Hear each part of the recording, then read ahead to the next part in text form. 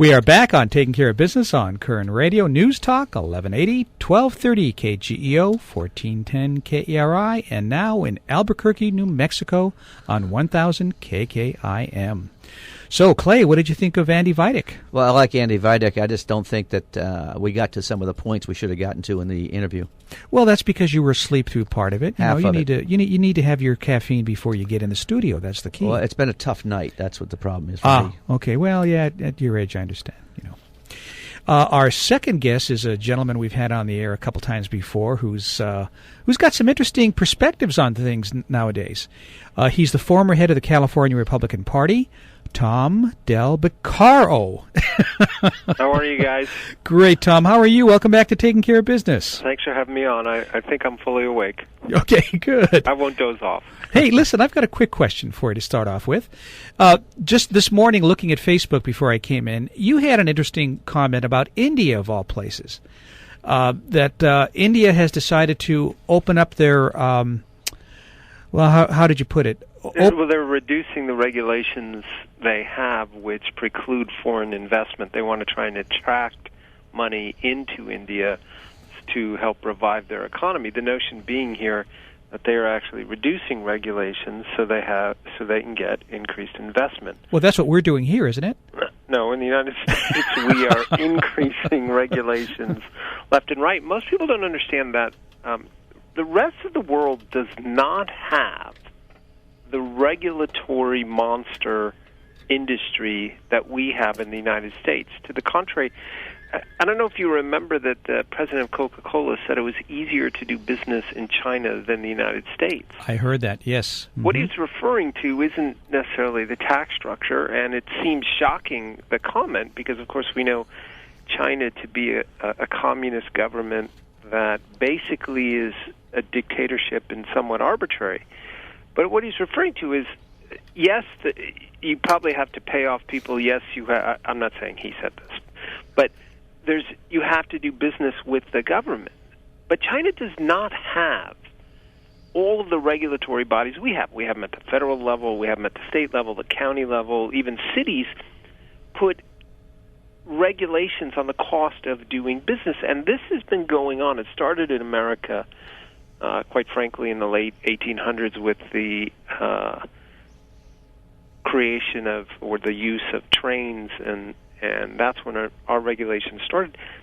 And they spew them out every day, and they have the same exact effect as Congress passing a law. Not that the Obama administration follows the laws that are passed by Congress, but assuming he was antiquated and tried to, these regulations are everywhere, and we're killing off not only foreign investment, but investment and growth in the United States. And so you find places like the eastern countries that have cleared out and are reducing regulation, have flat rate tax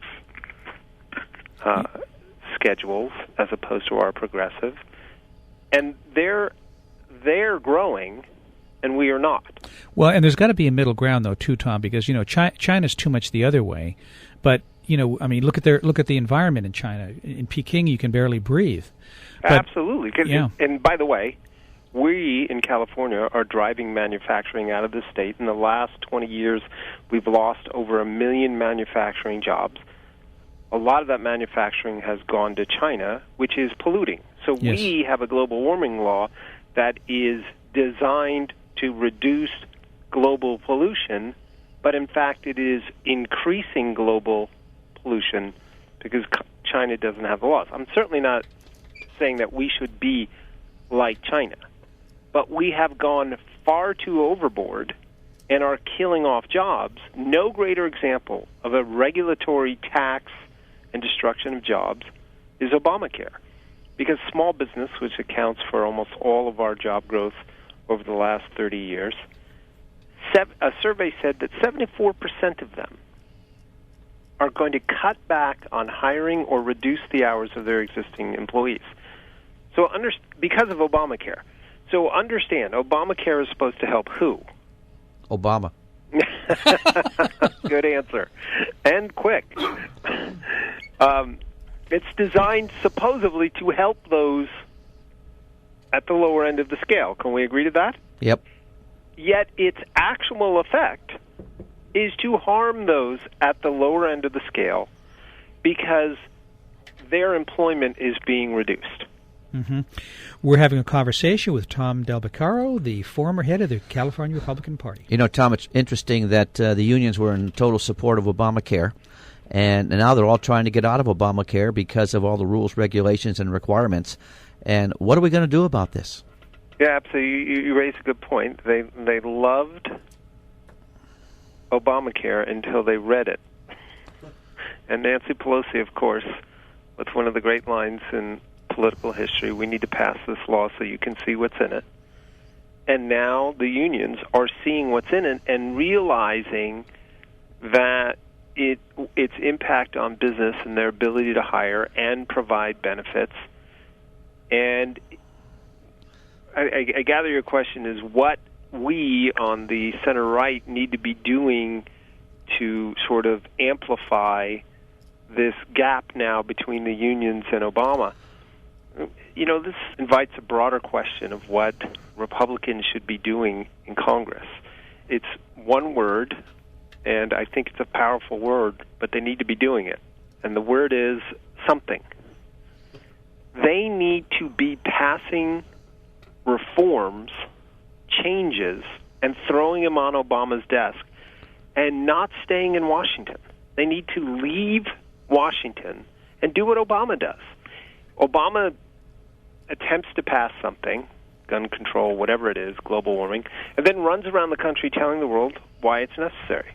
There's no reason why Republicans shouldn't be doing the same thing. But most importantly, they have to do a signature something and say to the world, this is what we want to do, and then go tell us why it's important.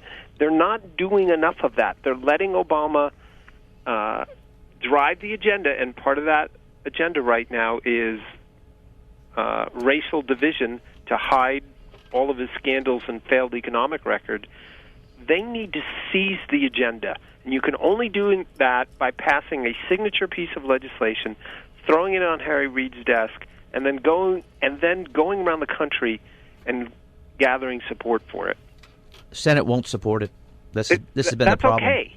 But what they need to do is win the argument. Because right now, Obamacare is collapsing everywhere. Everywhere. And so what they need to say is, fine, it's collapsing, great. But you can't do that from Washington. You have to say, here's our alternative. Because voters want something. They don't just want it to collapse. How are we going to subsidize? How are we going to subsidize people? Where's all this money coming from? And now you add into that the new food program that Mrs. Obama is trying to pass. Which in Indiana, schools eliminated because of the problems. There are many things government is doing, but Republicans need to offer something and then go sell something. It's not that they're not occasionally passing stuff that Reid rejects, but it's not. The same's true in Sacramento. It's not enough to offer a bill that's rejected if the people in Bakersfield or New Mexico, Colorado, Indiana don't know you're doing it and don't know why it's valuable. Because that's how you gain support, by providing an alternative. And Republicans need to do a better job of showing people there is this alternative because it's not seeping in. For instance, right now, California courts are underfunded. Who's that hurting, by the way? The answer is those at the bottom end of the scale, because they're not able to go through court like insurance companies and everyone else. Now, I was standing in line at court, and people were complaining about this sort of thing, and I said, do you realize that the high-speed rail obtained more funds, not only than the courts, but than the state university system? And everybody looked at me shocked. Now, what if everybody in California knew that? Do you think we'd have this high-speed rail issue, or do you think there'd be a revolt against it? People don't pay attention.